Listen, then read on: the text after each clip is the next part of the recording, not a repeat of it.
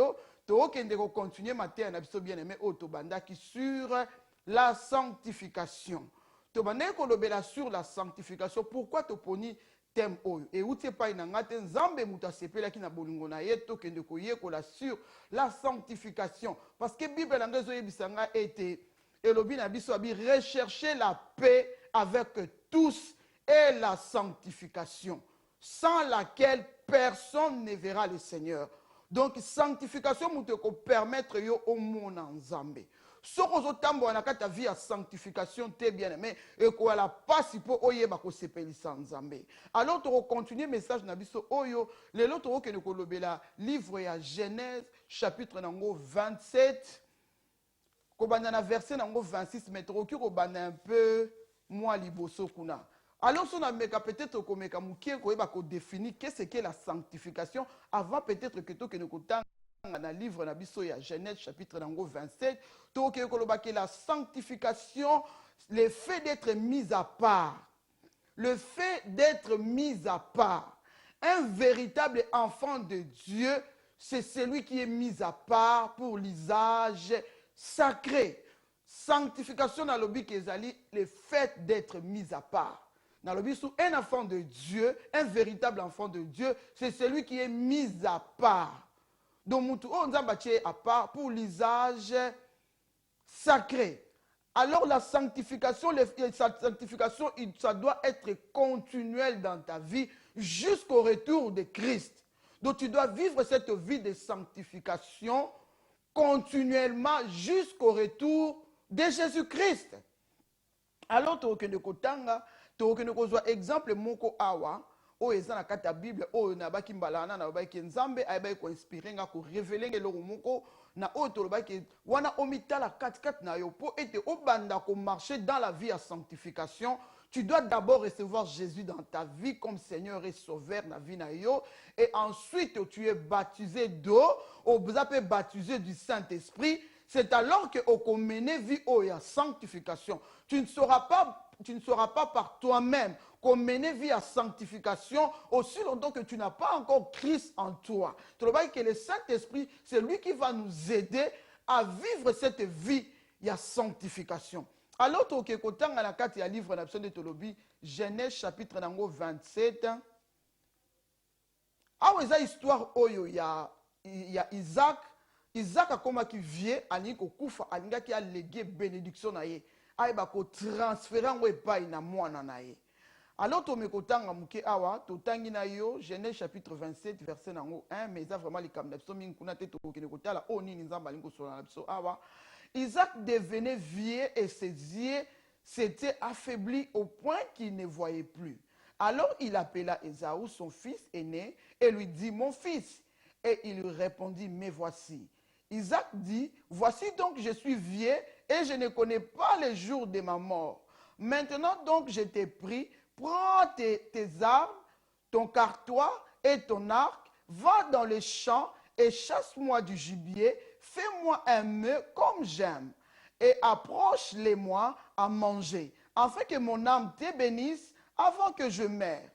Donc, Bible obina biso awa Isaac akomaki mukolo, akomaki koko tokoloba, suko alingaki na ye kokufa. Alors pour kufa yebi ke nzambe oyo atambolaki na ye, alors continuer ko sala makambo o ya loba la kata bomo na ye. Alors ngai ko kufa bongo talinga ko comme na l'air kutimba pesa ka bénédiction pas moi na liboso. On a libu moi maman, nzamba kendaka déjà ko solo na Rebecca. Tangu Rebecca zaka na zemi bana mi baye ba obunda libu mama kendaka ko luka nzambe pe nzamba expliquer ka ya lobiki o ya suka muta ko yeba ko zali couleur o ya lene.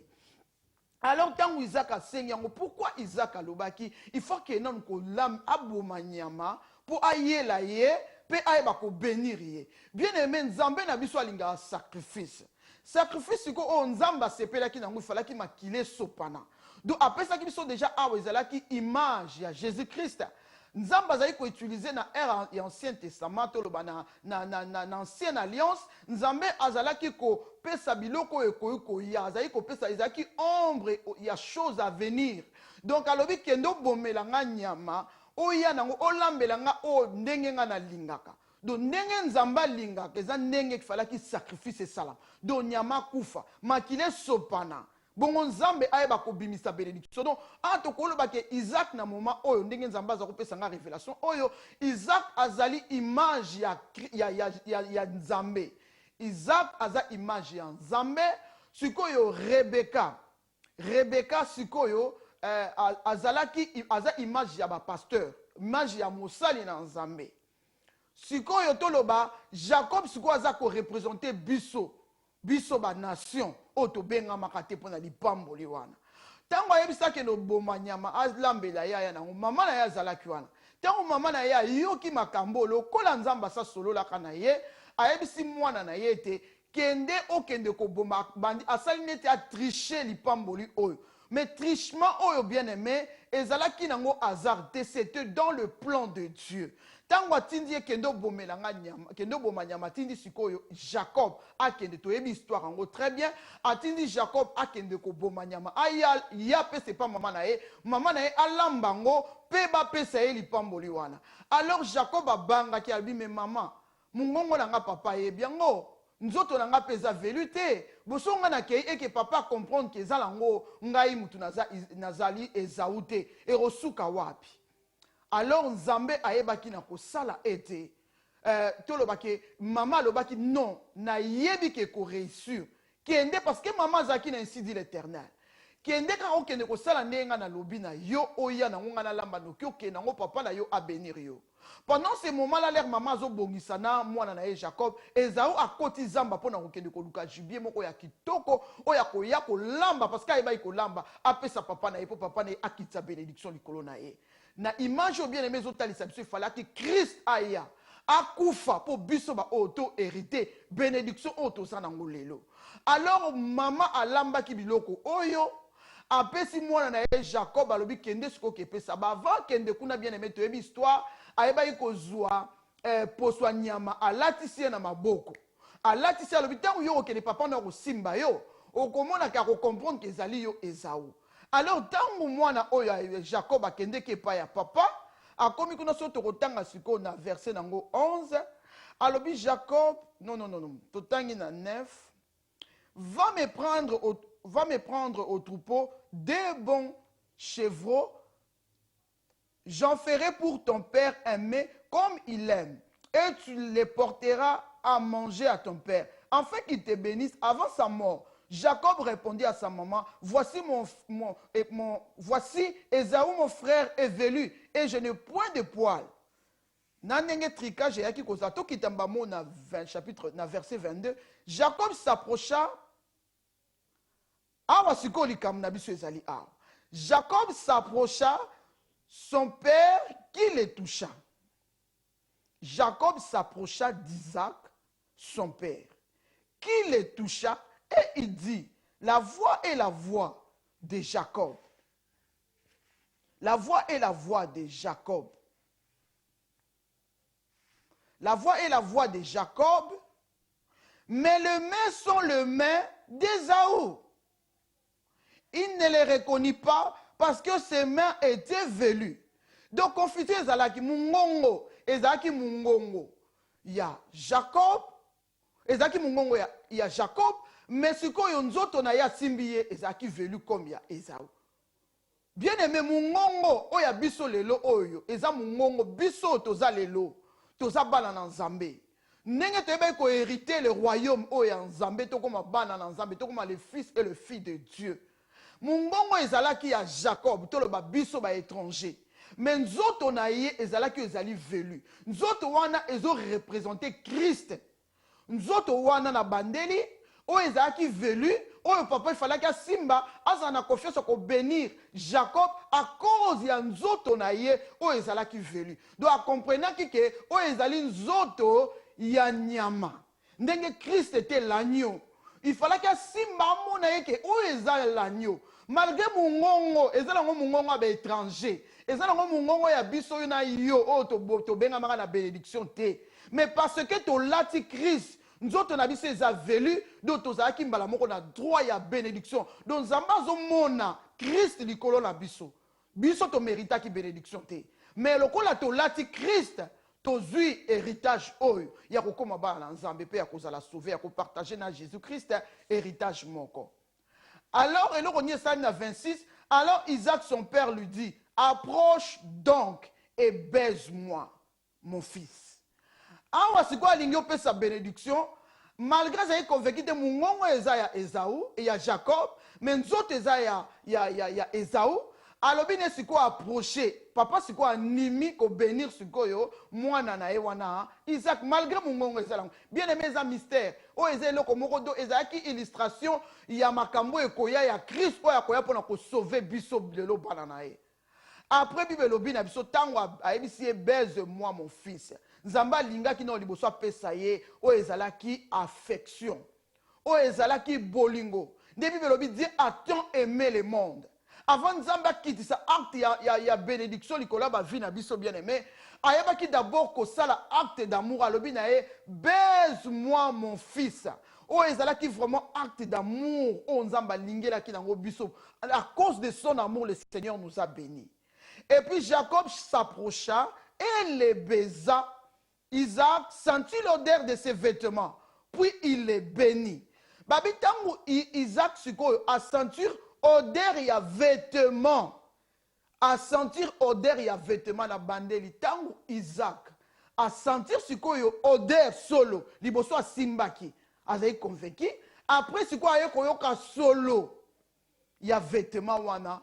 Puis il les bénit et dit, voici l'odeur de mon fils, et comme l'odeur d'un champ que l'Éternel a béni. Amano sasko ba maloba déclaration de bénédiction. Alors que Dieu te donne de la rosée du ciel et de la graisse de la terre, du blé et du vin en abondance, que tes peuples te soient soumis et que des nations se prosternent devant toi. Sois le maître de tes frères, et que le fils de ta mère se prosterne devant toi. Maudit soit quiconque te maudira, et béni soit quiconque te bénira. Awa Seigneur mon Dieu, wana nzambe tolobi que image ya Isaac ezaki image ya nzambe. Chaque fois que tozo s'approcher pas ina nzambe, to lata Jésus-Christ na vie na biso, toza na droit ya bénédiction ato que bana na nzambe. Yango na kene ko talisa kuna na Ézéchiel, o tolobaki ete mikuwa o ebaki les ossements desséchés, eza mutu azana na Christ était. O ya recevoir Jésus-Christ na vie na été. Malamu suso kota église ozo sambela,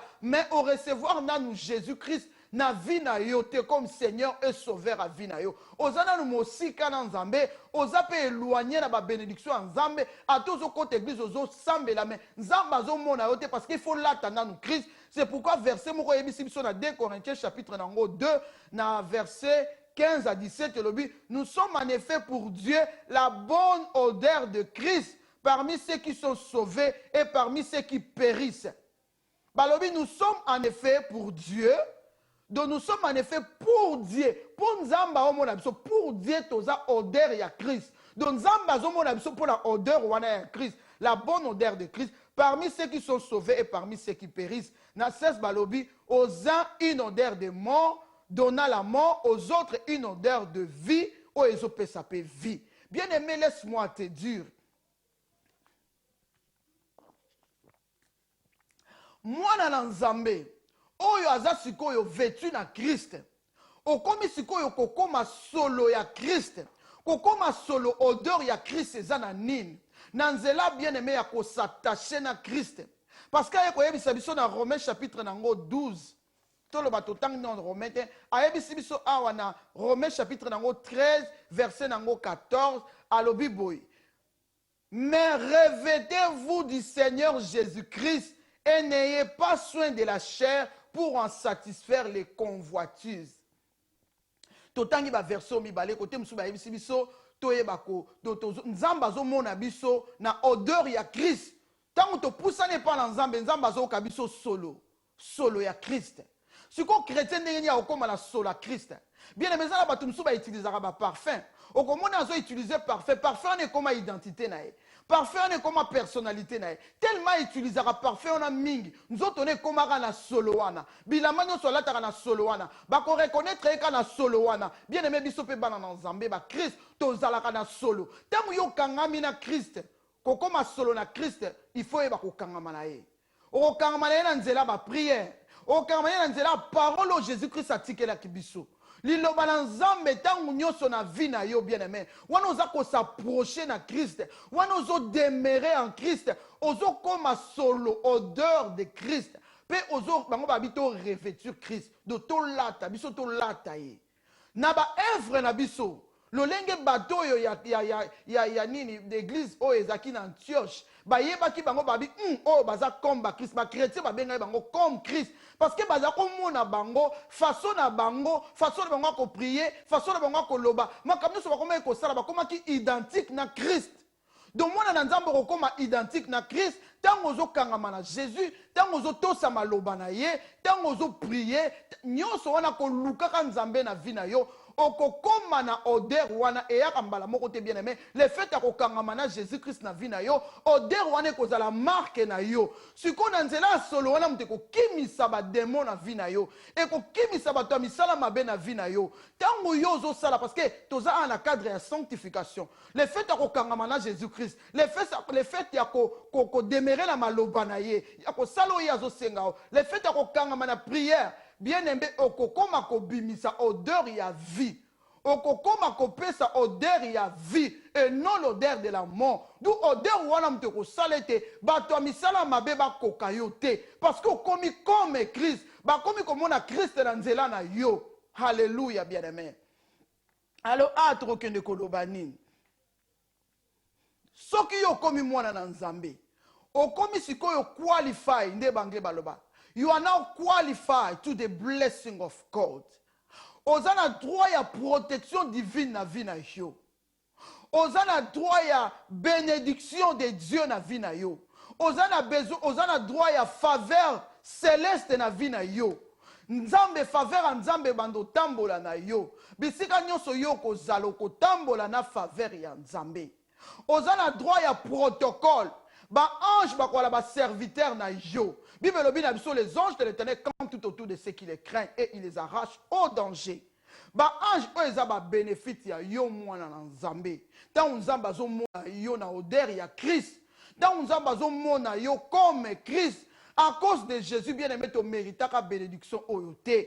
Mais na nzela œuvre de la croix. Nzambe asepelaka na nini na offrande oyo. Nde tomoni awa Isaac alobi pe salela kendo ya na offrande yelanga o ezali offrande nga na lingaka yelanga biloko na linga dezana eloko nzamba lingaka loko esepelisa ki nzambe offrande à Jésus-Christ biso tout aux huiles l'eau grâce na nzela ya Jésus-Christ yazaki fils nzambe o yaki le premier né na nzela na biso tout loko nzamba sepelaki na offrande nzamba zo pambolo pona ba œuvre na yote pona misala na yote mais à cause de l'œuvre parfaite de Jésus-Christ sur la croix. Alors, ta vie est cachée dans les lieux célestes en Jésus-Christ, apaisé au pouvoir. Alors, bien à ceux qui l'ont reçu et à ceux qui croient en son nom, il les a donné le pouvoir de devenir enfants de Dieu. Okomi mwana na nzambe, okomi ko bénéficier na makamu nyonso tu ya royaume na nzambe, ekomi katikati ya bomoi na yo. Tolobayi kuna na Ézéchiel, chapitre 37, verset 8. Tolobaki ete tango Ézéchiel azotala lobi muto nano ayebi nzambe te aza muto oyo ana ye muto aza déjà mort do azotambola malgré qu'azotambola mais aza déjà muto akokufa esengeli d'abord à recevoir Jésus na vie na ye bien aimé au recevoir Jésus na vie na yo ko demeurer na kati église bongo te soko ozana sûreté aussi recevoir Jésus na vie na yo comme Seigneur et Sauveur pour bana marche dans nzambe pe oleka ki na baptême ya mai okufa ki pe osekwi na Jésus et ensuite oyambi baptême ya Saint-Esprit na kati ya bomoi na yo. Alléluia. Tokende kotala ete mwana na nzambe oyo efo atambola na kati ya sanctification. Sanctification bien aimé est très important pour la vie na biso. Mwana na nzambe oyo akomi kotambola na nzambe bien aimé kozonga lisusu na kati ya mabe oyo te. Siko tokende kolobela likambo etali peut-être baptême. Lorsque tu n'es pas dans Nzambe bien-aimé, et Seigneur na biso to leka na baptême. Tant to ko leka siko na baptême. Ya mai. Ana ngai na lobelo mo boy. Yo mwana na Nzambe, oyo ye kati na Jésus-Christ. Okoki lusuko vivre na kati na vie na ozaki na ngoli bosote. Tant que vous avez une nouvelle créature, vous allez vivre la carte de Bonzambe. Mais vous avez un péché. Je suis incapable d'abandonner ces péchés. Je suis incapable de kokate. Ma soumongo est aussi la tête. Ceux qui n'ont pas bien aimé, ceux qui ont la bonne vie, non, c'est décidé. Donc Christ n'est pas encore dans ta vie. Il faut y mettre des décisions. On recevoir Jésus dans la vie. On dit ma baptême. Et là on dit baptême et ça dans la vie na biso. Et là on dit baptême et ça dans la vie na biso. Nanzela ya baptême, au travers les baptêmes, on est mort au péché. Parce que tant que Jésus-Christ est sur la croix, bien aimé, tozala ki na yé et longo na croix. Jésus-Christ est représenté biso sur la croix. Yé tango bazo beta yé bazo ponzoto wana oya péché o biso to sumuka kinzoto yo o to bande ko sana ngo masum nde nzoto yango ya kende ki yango ko christifier yango sur la croix. Et biso to roki suko vivre na kata péché wana te. Donc nzoto yango wana mute kufaki. Siko tango Jésus-Christ a kiti na sena mabele. A kiti sikoyo na kati na nzoto mususu abimi siko nzoto asika. Nzoto oyo esalaki masumu yango ezalaki crucifié sur la croix. Okomi lera asekwi na nzoto asika. Nzoto pe apesi biso dona otolo ba ke tango Jésus-Christ aza sur la croix, tozalaki na ye ensemble. Donc tozalaki crucifié na ye nzoto na biso na ya péché ezalaki crucifié na Jésus. Siko tango a ressuscité, to ressuscité na ye nze ake kofandisa biso à la droite du Père. Sikoyo acte wana Jésus a salaki sur la croix, biso ba na nzambe tokenda ko leka yango na nzela ya baptême. Tango yo recevoir Jésus na vie na yo, siko ndimi ko recevoir ye, il faut leka na baptême. Tango bazo boire ko na mai mobimba yango na lobaki bien aimé baptême nini yo zwa. Soko zwa ka baptême osimbaka soki drapeau ozwaka baptême basopeli oka mai mukie na mutu eza baptême conformément à la parole en Nzambe te sengé na bien aimé soko moni que baptême no zwaka ya malamu te tu peux encore recommencer encore ton baptême. Bien aimé baptême est très important. Baptême c'est un engagement sacré. Oh il faut conscience à mutu ça. Bakoko baptiser autant oza bébé te.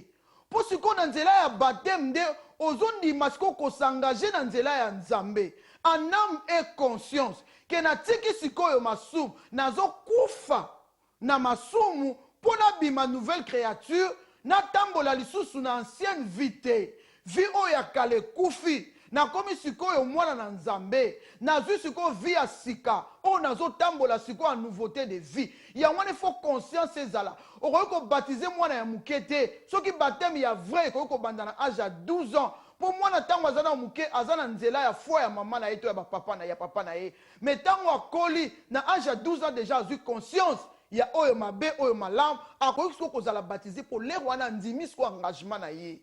Est-ce que ozwaki baptême basali soki na makasi baptême oyo yebaki te ondimi no te kaka nde wana okei conscience no esalaki te parce que l'air yo ko vivre vie na ko vivre ce ko vino en âme et conscience tango ozozonga la masu ozoyebeke na sina zwaka baptême na kufaka na Jésus mais nazozonga lisusu na vie wana oyo ekufaki ekendeki na mai nga nazozongela kango lisusu. Donc okondima sikoyo na nzela ya baptême tango babwaki yo na mai okufi na Christ. Siko tango ba bimisi yo, obimi mutu wana o azali kozala péché, o asalaka péché te. Obimi nouvelle créature, mutu nano exista te. Siko esprit na yo eza régénéré. Esprit na yo ekomi esprit ya sika. Ezui vie yango babenga yango obotami mbala ya mibale do tu es un nouveau-né. Muto na sumuka te. Siko il faut ba kokotsa siko makambo na Nzambe na vie na yo. Na wana esprit na yo kobi ya sika, mais âme na yo, na corps na yo ezaka ka ndenge moko ndengo ndimela kinanu Yesu. Avant ndimela Yesu, esprit na yo lokola ezui vie. Et botami ya sika, oza pardonné, justifié. Nzamba justifié yo na nzela ya kondimela ye, ndenge toyoki ke lamba wana, nzamba latisa biso elamba ya justice, o babengi yango la robe blanche. Nzambe siko azomona suma sumu yo salaka te à cause de l'œuvre de la croix, o comme une nouvelle créature. Soko okufi kaka sur place okomona Nzambe. nzambe akotangela ba masumu akala lisusu te parce que wana eza engagement sikoyo ya yo na nzambe babi le salut est individuel et personnel. Yo sikoyo osali rencontre na yo na nzambe lokola alimbisi basumu no nyonso ya kala na miso ya nzambe comme lokola mutu oyo asumuka nanu te. C'est alors que okobanda sikoyo na nzela ya âme na yo na nzela ya corps na yo na nzela sikoyo ya continuer vie chrétienne na volume. Sikoyo okobanda sikoyo à partir ya âme na yo olesaka loko ozana na mokili oyo lero ondimeli Jésus mbala moko okufite pour kende lola oko vivre sous na sena moi oyo oko vivre sous na monde oyo ozala besoin sikoyo ya ko traiter sikoyo âme na yo ya ko traiter sikoyo corps na yo na nzela ya ba prière na nzela ko marcher na kata sanctification bien-aimé wana sikoyo na nzela ya âme oyo ya yo Bible lobi na biso sikoyo faut renouveler intelligence na yo. Yango alobi na biso ke alobi na biso na Romains chapitre 12 kuna alobi renouveler votre intelligence en les transformant par la parole de Dieu. Omoni siko yo il faut banda par âme na yo bando lesango liloba siko po yo koma na idéologie ya royaume makambo ezali kokanisa bapo âme na yo wana ezalaki na makambo nango ya mokili ezalaki na baide nango ya mokili ezali kopense ndenge ya mokili siko po âme na yo koma kopense lokola Christ au revêtir Christ wana siko il faut luka obanda koloba comme la parole de Dieu dit obanda marcher comme la parole de Dieu demande de marcher siko il faut renouveler intelligence na yo en les transformant na kati ya maloba na Nzambe.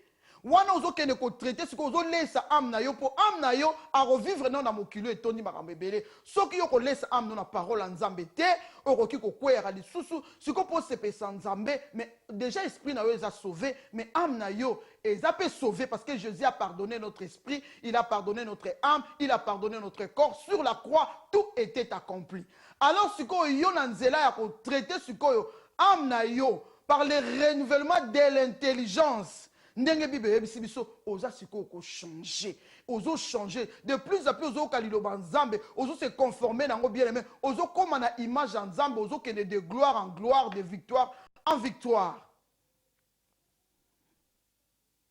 siko eloko nini bien aimé tango yo ozo lesa siko âme na yo esprit na yo pas juste siko le contrôle yo kokili suko zongela masumu yo kufaki nango le kuluste. Bien aimé, on s'engage dans nzela baptême to s'engagera libala na Yesu. Reto baka to bala Yesu to bala Yesu. Na nzela ya baptême sikoyo to komi moko na Christ. Christ sikoyo azui le devant vie na biso. To tikeli volant ya vie na biso. To kokili eloko to kufaki nango bien aimé to koki suko zongela ngote parce que nous étions morts au péché. Tango bolobaka nous étions morts au péché. Muto ya kufi akoki suko vivre te. Asi akufi akei siko yo komi mutu asika ils vont vivre siko na maloba nzambe o vivre siko na nouveauté de vie okoko sala suba péché no wana ya kalate o ekutaki Jésus Christ la mort sur la croix okomi siko kotambo la nouveauté de vie bien aimé omoni tango mwasi na mobali babala na bakenda na registre bake par exemple kuna na nini na hôtel de ville bake kondima makolatisa ma alliance ndenge olatisama alliance na nzela ya baptême na nzela ya kokufa na Yesu kosekwa na ye ondimi libala na ye aleki baptiser na Saint-Esprit apesi so na ye kati na yo na nzela libala na botambola na baprincipe oyo eza ya libala bino mibale po boyokana po omona gloire na ye bien aimé na nzela ya wana tangu na hôtel de ville bobalani muto a officier wana kodéclarer bino mari et femme pe akoyebisa bino badroit oyo mobali aza nango ekokoma ya yo badroit ya Jésus Christ tozwaki yango na nzela ya baptême ekomaki badroit na biso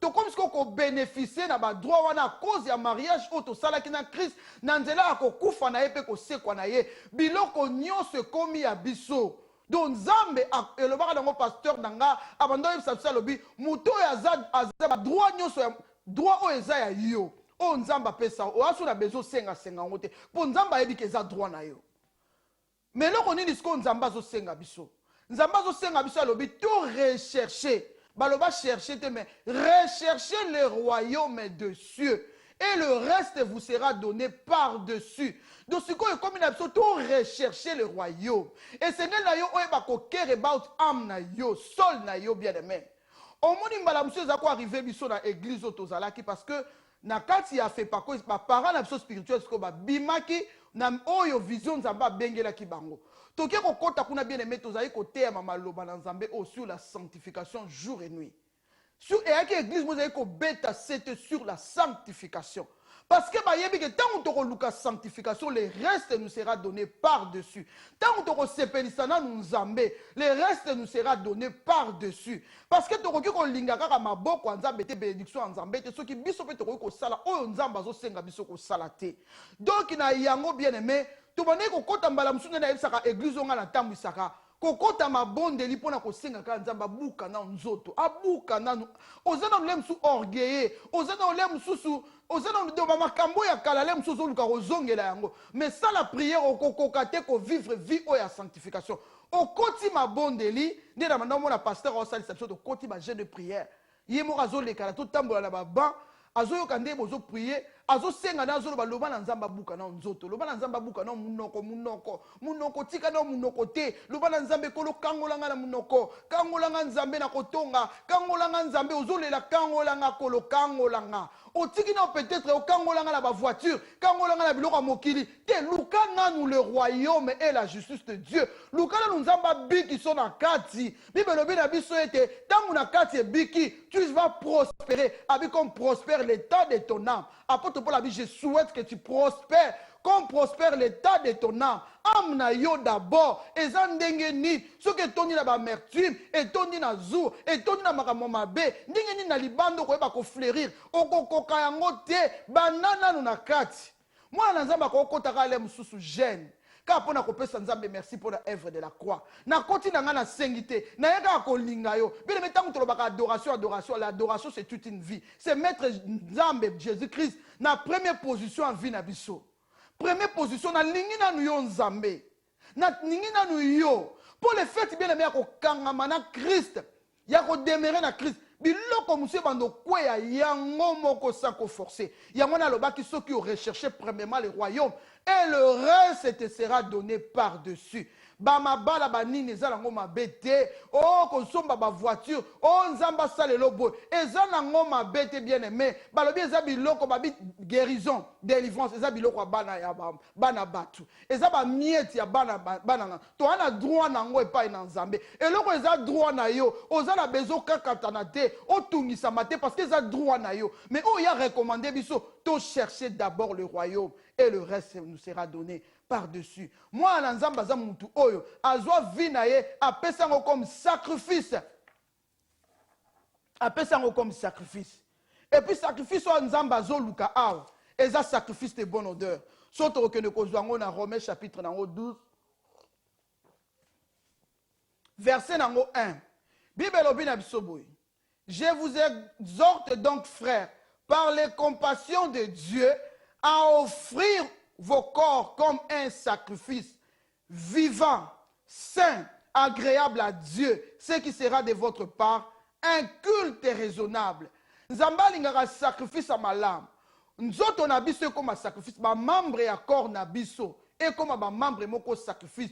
To mema yango susu na impudicité te, to mema yango lisusu na adultère te, to mema yango ezala sacrifice. Bon, moi, il a dit comment mbeke pa ina nzambe. Tant que sacrifice, et l'autre nous faisons sacrifice, et va coûter. Et c'est l'autre qui a passe. Bien aimé, la crainte de Dieu n'a qu'à ta vie n'a déjà coûté. Bible le bien ceux qui veulent vivre pieusement en Jésus-Christ seront persécutés parce que yo soko zo banga nzambe. Tant yo za par exemple na compagnie na kati compagnie mobo. Et que chef na sengi yo oye ba ko falsifier mbala mususu chèque moko to bakisa ba zéro na sima. Yo tellement za honnête zo banga nzambe tant yo robo yango ekokute mutu nyoso banga nzambe c'est-à-dire ina loba vie chrétienne eza vie moko ya sacrifice eza vie moko ya ko payer les prix eza vie moko facilité au lieu au meli ozo se sentir non il faut écouter yo ndi na loba yeke na pesa ke exemple ya Zaché tant ya se convertir Zaché ba fruit oyo ezalaki ba fruit to loba ba signe to ba fruit ya conversion na ye monanaki azongela ki suma kambo azali ko salate totali pe cette femme là oya yaki na makolo ako pasola parfait ya chair Parfait oyo azwaka yango na ndenge ya mabe, na vie moko ya salite. Azwaki parfait wana buki, elinga olobake na baye vie oyo na ye na makolo na yo. Oyo nyonso nazwaki lokola mbongo, na kata musala na zako sala ya kindumba, na ye ko bwaka yango na makolo na yo, na lingi yango lisusu te. Na lingi na vivre siko, balobi mwasi wana koma ye kolanda Yesu, azongelaki su vie na ye te. Bien aimé, sans la sanctification, personne ne verra le Seigneur. Bible zo yebisa biso ete tokozala juger na ba œuvre nyonso tout osalaki. Ozotanga kuna na Apocalypse te, balobi ni les impudiques, ni les adultères, ni les menteurs, ni kuna, balobi bako hériter le royaume des cieux. Bien aimé, ça là, attention. Tikanga na te yo makambu oyo po biso ba oto bengami ya kosaela nzambe bien aimé tokozala nzamba ko rendre akosenga biso to rendre compte ya ba am oto zaki na bango omoni ezala trop tard tele o kotili felo o komi ko regretter mais pourquoi mosali na nzambe na zalaki da ye aluka ko te nga makambo te pourquoi yebisa kinga te ya ka to fande za mabe pourquoi yebisa nga to ko vivre na kata impudicité za mabe lelo na koti a faire falaka yebisa nga bien aimé na ko ya pona sepelisa yo te.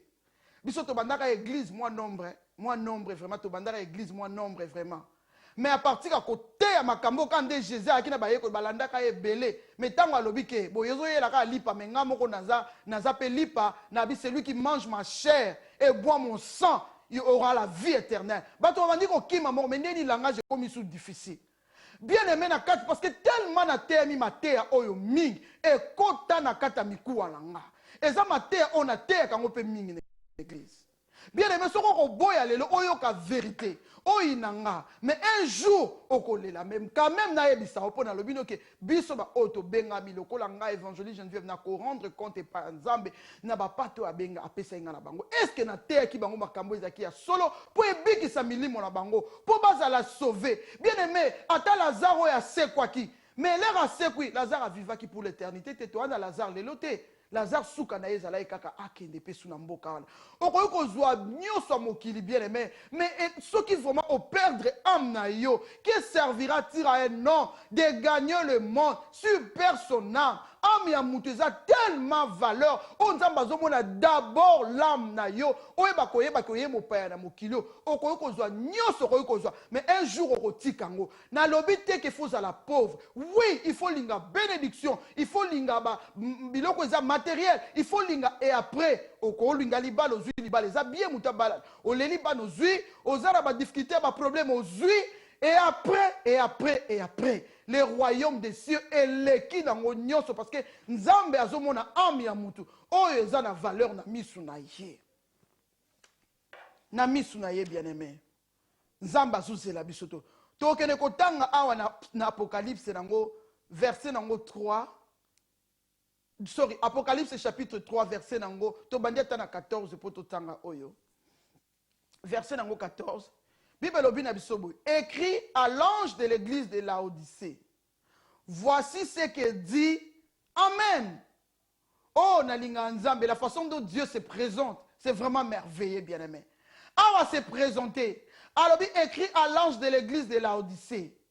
Voici ce que dit l'Amen. Donc, Nzambe comme on est Moussousou, Amen. Donc, Amen, les Arabes comme Moussou et Nzambe. À se présenter, on a combo ya Amen. Amen, wana bien aimé lingio bakaka, cela signifie seulement celui en qui tout est vrai. Et lingio bakaka, celui en qui tout est vrai. Donc, et pas un nzambe nyonso eza vrai. O nzamba lo bakata mon côté à mensonge eza. Nde signification ya amen. Donc nzambe na biso benga marape amen. Et puis abakisi alobi les témoins fidèles est véritable. Donc Jésus-Christ est le témoin fidèle. Oya yana maloba nzambe atikala ki fidèle tina suka jusqu'à monter na croix. Alobi fidèle et véritable. Notre Dieu c'est un Dieu véritable. Makamyo so nzambe eza véritable. Copie eza la ngambo musu ya diable. Copie eza na côté kuna mais mon Dieu que je sers c'est un Dieu véritable. Ah, tout autant dans la carte Apocalypse chapitre 3, verset 15 à 18. Et puis, alors, les témoins fidèles et véritables, les commencements de la création de Dieu. Alors, je connais tes œuvres, je sais que tu n'es ni froid, ni bruyant. Puisses-tu être froid ou bruyant? Ainsi, parce que tu es tiède et que tu n'es ni froid, ni bruyant, je te vomirai de ma bouche. Donc, Nzambe alinga kate Nzambe aza kosto. Toloba Nzambe aza na haine, na muto yo aza tiède. Aza na kata bon Nzambe, mais aza mwana na Nzambe te. Azo laksa vie lokola chrétien, mais oyo asalaka na secret, eza oyo bon Nzambe te. Yo moko oyebi vini ni yo memaka en dehors de l'église. Vini ni yo salaka na ndaku na yo bien-aimé. Lobi eza ya yo te. Mwana na Nzambe zongelaka masumu te. Nalobaki la fois passée na sisaki te. Pour message de la sanctification, to bandaki yango depuis la semaine passée. Nzamba tchakinga à cœur. Na kolobe te bénédiction oyo laksi bango. Siko meme la bango. Nga la Nzamba principe. Na pesa ki exemple ya Samson. Nenge Nzamba pesa ki principe. En tant que moi dans Nzambe. En tant que mouton Nzambe na dit sanctification c'est quelque chose mis à part. Nenge Samson zaki mis à part pour un service donné. Mais Nzamba pia ki ba principe pour faire marcher na ngo po mona loboko Nzamba. Est-ce que yo to sara ba principe en Nzamba? To linga liboso Nzamba salela yo d'abord. Serre-moi d'abord, Seigneur. Olingi ko to son Nzamba zo ebisote. Mais tu as besoin de bénédiction. Tu as besoin de voir la grandeur de Dieu. Ozo lela na vie na yo, tout le temps lié, tout le temps envoûté, tout le temps. Est-ce que tu marche na yo na Nzambe? Nzamba lobi, je connais tes œuvres. Je connais que tu n'es ni bruyant, ni froid. Bien aimé Nzamba lobi te, soko kuto Nzamba lingane, zalano ata froid. Ozano na mokili, ozana yo froid, il y a encore un moyen de te sauver. À côté de liloba la epozana au froid. Au l'accidentité on a un païen, na melaka na nga, na bimaka na nga, na ndengwana na sala nyonso. À côté de liloba ne ya ko sauver yo, pozana froid. Et ensuite, alobi susu, soko zana yo, bouillant, ozape moto, malam. Mais yo oza ni froid, oza ni bouillant, oza na katikat, oza chauve-souris. Nzamba linga bato aboite. Alobi lokolo ozo sala bongo, ozo mélanger nga, ozo laksa loko oza mwana na Nzambe, nzoka nde oza yango te, ona ko vomir yo. Bien aimé oza posa na Nzambe te. Eza la portion na yo te au nom de Jésus. Nazo prier par l'Nzambe. Nanzela molimo moso si réellement ozo baptême de l'esprit. Nzamba peso makasi pour longa masum. Otamo la crainte en Nzambe. Vino eza la transformer, vino échanger. Makama minene mona na vie na yo dans le nom puissant de Jésus. Nabandeli sans la sanctification. Personne ne verra le Seigneur. Okomona Nzambete. C'est la parole de Dieu. Ce n'est pas la parole de l'évangéliste Geneviève. Alors je te vomirai. Sokoza ni chaud, ni froid. Nako sanza yo pour nako tolérer yo kutute. Alors parce que tu dis, je suis riche. Je me suis enrichi. Et je n'ai besoin de rien. Et parce que tu ne sais pas que tu es malheureux. Malheureux. On est bien aimé. Beaucoup de gens ne savent pas se rendre compte de son état spirituel. Nzambalobi tango zo zonga zonga la masum, tango zo sala sala masum, alobi awa, alobi tu n'es ni froid ni chaud. Alobi tu es malheureux, misérable, pauvre, aveugle et nu. Nzambazo mono ni totolobaki. Tango na dan kuna tango muta sumuka ki mutu yemo ka se réaliser ikazaki ni. Lokola yo, Nzambe azoloba lokola yo, ozo se rendre compte de ton état spirituel te. Makambo tozoloba awa lobi tu es ni pauvre, misérable, malheureux, eza biloko mona kati, eza spirituel, eza libanda te. Parce que mutazo mona za riche, alobi je suis riche et je me suis enrichi, mutazo mona na wana vie na nga ya bien, na wana poto, na wana ndaku na nga, na wana nyoso, na wana boy. Nzamba alobi mais na misto nga molimo, nazo mona yo pauvre, nazo mona malheureux, nazo mona misérable, aveugle et ni. Ayo pesa conseil, na verset 18. Alors, je te conseille d'acheter de moi de l'or éprouvé par le feu. Heureusement, de l'or éprouvé par le feu. Alors, afin que tu deviennes riche et de vêtements blancs, afin que tu sois vêtu. ndenge tolobi ke vêtement blanc oyo balatisaki yango epai na Jacob, vêtement wana oyo ezolumba solo ya kitoko okokozwa ngo ka epai Nzambe afin que tu sois vêtu et que la honte de ta nudité ne paraisse pas, et un collier pour oindre tes yeux afin que tu vois. Nzambe alinga ba pauvre en esprit. Muto aza na posa Nzambe azolobete na kokite, ana posa sauver vie na Nzambe na kokite. O muto amimoni masumu. Na pia exemple ya Zaché, na pia exemple ya Pierre, tanga kuta ina Yesu, atali o Nzambe na ko vivre na péché boy. Azui décision. Bien aimé, tout va na kati ya décision kozwa. Na kati ya décision, tango yoso yebi Yesu, il faut yemo pour ça l'effort. Il y a une responsabilité, il y a une responsabilité que tu dois prendre, bien aimé. Na vie na yo, moi na Nzambe, eza pasteur na yo te, abanda ko tambola no na sima po ayeba ko yebi sote tika botika te. Tango yo ye l'église, pe ozoka maloba na Nzambe, bien aimé, esenge no tika mabe. Esenge na otika masum. Ebele akolobe ezali.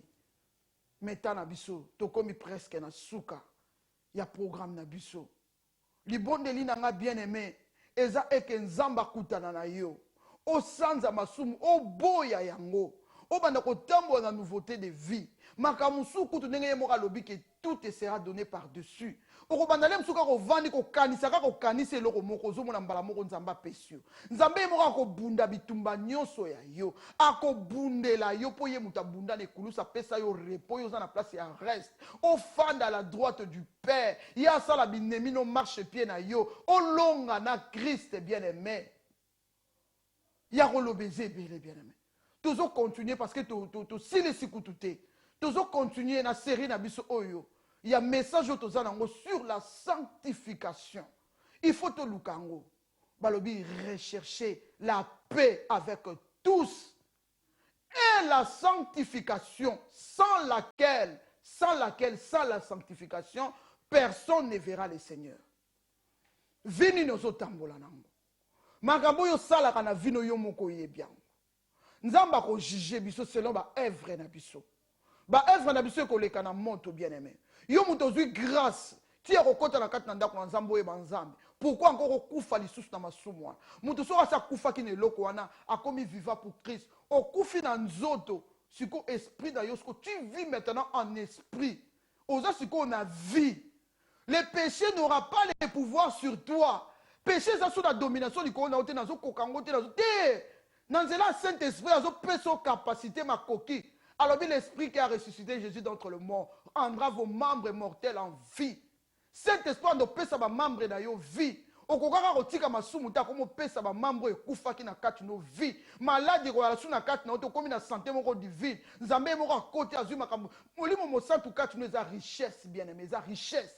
Alors ozo attrister Saint-Esprit. Ozongela ka lisumu wana ozongela kaka ozonga kaka. Lem supo vanda ka na yango.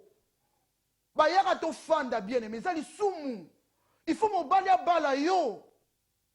Non, on peut se noter témoignage moyen de komoko. Alors bien nga te mate wana awate na poto pardon. Ozo problème na bato belé. Non, non. Destination est à lola.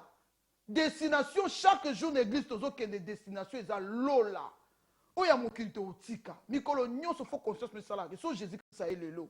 Na okota to na okota te. So Jésus Christ a zongi lelo. Na okota to na okota. To lelo liwe zwinga. Na okende wapi. Na okende wapi. Na okende wapi. Bien aimé, le Saint-Esprit, Saint-Esprit a rapport à condamner. Ce n'est pas un esprit de condamnation, mais c'est un esprit qui nous convainc. C'est l'esprit qui nous convainc en ce qui concerne les péchés. Quand le Saint-Esprit se viendra, il vous convaincra en ce qui concerne le péché, la justice et le jugement. Saint-Esprit va nous convaincre que jugement, voilà, justice en Zambe et tout et tout. Na kombo na Christ. Bien aimé, to komi presque na souka. Alors na linga ko yebisa biso na bande ko na biso vraiment que tous bosunga vraiment biso soko linga évangéliste Geneviève vraiment benga biso contribuer to futa penza espace na biso pour eza ebele ya koloba eza ebele ya côté eza ebele ya kolaksa so vraiment yebi que na ta bénédiction pour na yo pourquoi pas au soutenir œuvre au soutenir vraiment musala po ekende liboso po to on a besoin de contribution na nzamba au pambolo na ninga vraiment ko pambola ndeko langa ya mwasi ndeko la biso Rosette en tout cas c'est Rosette nzamba pambolo makasi vraiment tout monde a contribution na pe esunga ki biso vraiment makasi au pesi parole na yo po exécuter nzambe vraiment amour na yo asala ya minene na vie na yo parce que azanzambo atikala kana nyonga mutu te.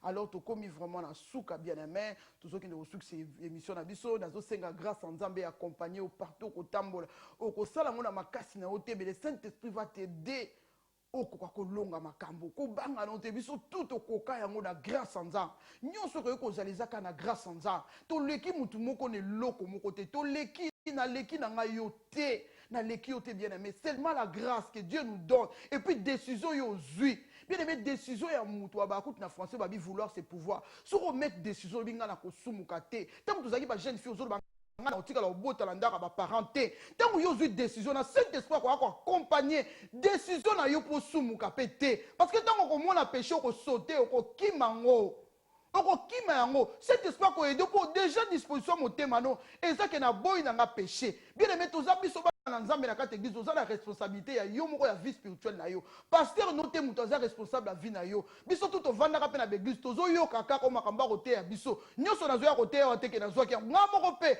nazwi vraiment de responsabilité ya vie chrétienne na nga na bi no il faut nazwi décision faut na tambola boy soko tamboli bongo nzambe pa kosunga yo vraiment tokomi na suka prière na ngezali nzamba mona o grâce nzambe tonda kat na vie na yo ezalaki wabino évangéliste Geneviève Poto bien aimé femme de ministère o eza étiquette nanga marque nanga na bimi nango femme de ministère bien aimé nzambe apambola bino to kutana na bino prochainement na même heure même chaîne même heure eza de 11h à 12h chaîne na biso Olive TV nzamba pambola Olive TV vraiment ebele na sengi bo bondela rapé pour na biso bo tchara biso pe na ba prière pour que to continuer ko ba tout ko continuer à couper ça no nzambe ya kobanga nzambe parce que eza na battaque la fois passée la terre ici la sanctification ko bima bima qui a bien aimé il y avait des attaques menga na longango